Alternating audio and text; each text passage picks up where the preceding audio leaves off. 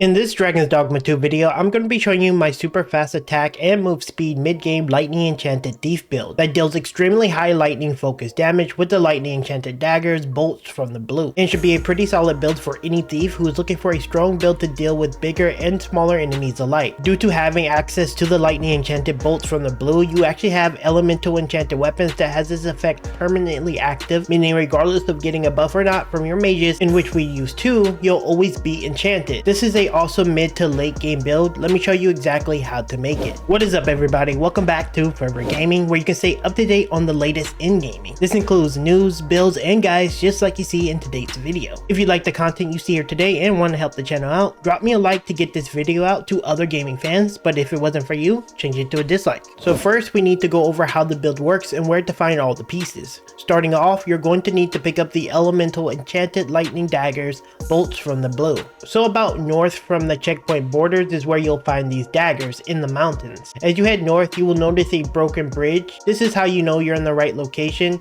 You need to climb up and then basically jump across. As you climb higher and higher, you will eventually see a cave here, and inside will be filled with Saurons.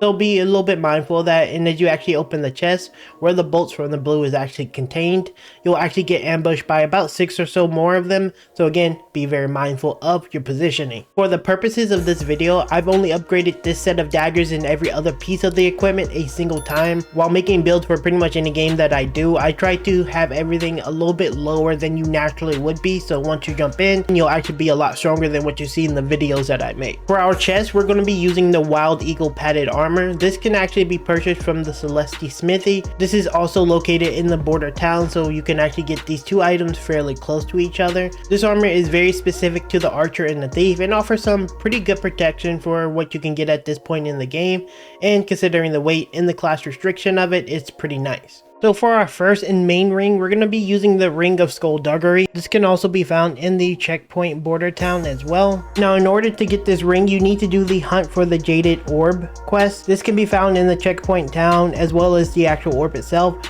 is going to be from the forgery guy within the town. You can actually forge one of them and give it to the cat guy, but you need to give the main genuine one to Evard. He's going to be the one that gives you a quest. Also, he's going to give you 12,000 gold as well, so it's definitely a worthwhile quest. So it's a very easy quest to get done, as well as to get a lot of extra gold and get the ring. For a massive portion of the rest of the gear used, you can actually buy it all from the same vendor in the Nameless Village to the far east of Vernworth. The Howling Hood can be used on about half the vocations and can be purchased for a small 4,000 gold, and has the bonus of intimidating smaller monsters, so a pretty worthwhile purchase. This can also be found in the open world. I don't know exactly, but I remember seeing it in maybe Crazy Gaming's video. For the pants, we use the Bush Raiders armor for 7,500 gold. This isn't that important, as you can use just short of any pair of pants you enjoy. Just try to keep your weight to light, no higher than average ideally, as you want to be as nimble as possible. For the cloak, about the same. The Shade Walker neck wrappings offer some solid defense while being fairly lightweight. It was going to run you 2,300. Once again, you can find other cloaks just like this one in the open world. Is fairly common, but only buy it if you have no other options. And this extends to the Prowler Kerchief as well, which can be found here. If you have no other option, you can buy it here, but once again, you can find this out in the open world. For one of the optional rings in this build, the Ring of Tenacity can be found here as well for 3,000 gold. The ring gives you a pretty sizable amount of stamina, which is going to be good because you're going to be clinging onto foes and kind of attacking a lot. This is a fairly common drop, so again, you may consider just farming for it. Again, the full set of buying everything will cost you close to 60k gold, but if you just find these parts, which most of them are fairly common or interchangeable, with only the daggers that you need to find, which are free, and the chest armor, which is a bit pricey, but you in theory could find something comparable in defense, is actually not that pricey, again, if you put a little bit of effort into finding the pieces. Again, only use this if you have no other option and you have to buy everything. Moving on, how does one play the build exactly? And that one is pretty easy. More times than not, most enemies won't be focused on you due to our passive, but generally for smaller foes, you just beat them up normally. They drop pretty quickly because you're actually a really fast build and you just deal a lot of damage. you're going to typically go behind enemies, so you're going to be evasive, taking advantage of your dash to get behind most enemies. They die in a blink of an eye, so they're pretty much nothing in terms of actually combat prowess. For the humanoid sized enemies, it's about the same. You're going to generally just dash behind them and try to hit them from the back. You're going to use your twin fangs a little bit more often comparatively when you're facing the smaller enemies, because the finisher is actually pretty valuable against them, so pretty easy to deal with. And finally, all the bigger enemies, you prioritize climbing on them and targeting their weak spots. Your passive, we're going to go over in just a second, excels at this, and when your opponents are down or you're out of stamina, you can attempt to hit weak points if they're within reach, or just generally attack in the back. You'll find a lot of the bigger enemies are actually able to be shotgunned through some of your skills, but overall the playstyle is very straightforward but very strong. Moving on, let's talk about our skills that we're going to be using on ourselves. And first is going to be either biting wind or cutting wind. This is going to depend on the extra DEP that you have available. And this is going to be your major gap closer and a very good way to do some hit and run tactics. You'll notice in some of the footage it is very difficult for anything, even the fastest of enemies, to get away from you. You are a very highly mobile build, and due to the fact that you're going to have some other buffs from your mages, your speed is going to be pretty insane. For our primary damage dealing skill for enemies that are bigger, we're going to be using Helm Splitter or Skull Splitter, depending on, again, how much DEP you have. This ability is absolutely insane because of the damage that it does. And one very key thing, as I mentioned before, is whenever you actually hit enemies that are typically bigger and taller, you can actually shotgun multiple pieces of their body. And that's why they drop so damn easy, because of this ability being arguably one of the most broken skills in the entire game. Now personally, I like to use Powder Blast or Powder Charge, again depending on how much DEP you have and where you are in the game. And this is a really good way for you to deal with crowds of enemies and or knock enemies off balance. Again, I like giving a little bit of options because the diversity of having the ability to just disrupt enemies is invaluable, and it gives you way more versatility since you're going to be on the enemies anyway, and you're going to be up close and personal at all times anyway. Finally, we're going to be using Gut and Run. This is going to be one of your best DPS skills in the entire game, simply because it does a lot of damage to the weak points. This build is very focused on being on top of the bigger enemies, so this is going to be really great synergy just to kill the bigger enemies. I would advise it. You can use other things for your build, but for me, these are the ideal skills as it gives you a lot of versatility, speed, and pretty high damage. For your core skills, you're pretty much going to pick up anything that you can.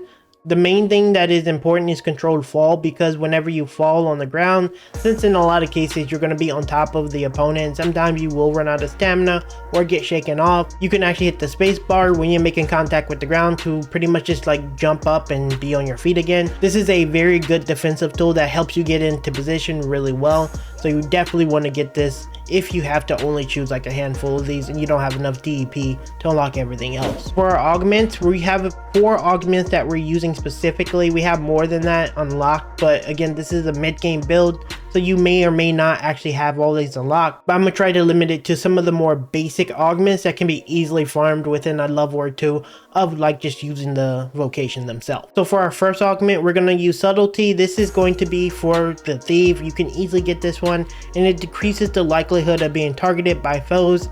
This is part of the reason why you're not too worried about using any of the shadow based skills, because things are not likely to attack you, especially when you have other classes like the warrior, which is going to be taunting and in their face anyway. So subtlety is very, very important. Next we have endurance. This one is from the archer. It's going to require you to get the vocation to about 4. Again, won't take you that long to do it, but this increases your maximum stamina, which is very good for you since you're going to be using a lot of skills and you're going to be clinging on to opponents. So the higher stamina you have, the more likely you'll be able to stay on and deal more damage. Next we have vitality from the warrior. This increases your maximum health. Very straightforward. It helps you not die as quickly in the event that you get hit. We're not really getting hit that often, to be quite frank, and you're dashing a lot, but in the event that you get hit, this is going to help you stay alive. Finally, we have poise, and this is going to be a great tool just to help you in the event that you get caught by the enemy, since you're going to be on their backs, especially the bigger guys, or if you just get gripped or get surrounded by some of the mobs that can grab you. This is going to help you to stay alive. Again, just giving you some defensive utility to pair you with the offense, because most of your skills are very offensive focused. Moving on to our main pawn, and if I'm being honest, we don't want our main pawn to have these skills. We want our second pawn to kind of have these skills, and mainly the personality, because that personality is much easier to find from the actual pawn pool within the rift. But we'll talk about that because we're going to talk about the other pawn anyway. So first off, you definitely want to get high 11. This one is going to be the lightning bolt attack, and the reason for this is mainly to deal with the flyers. As a thief, you do have some options with your spinning attack that you can hit the flying ones, but it's going to be a little difficult to kind of hit them all the time.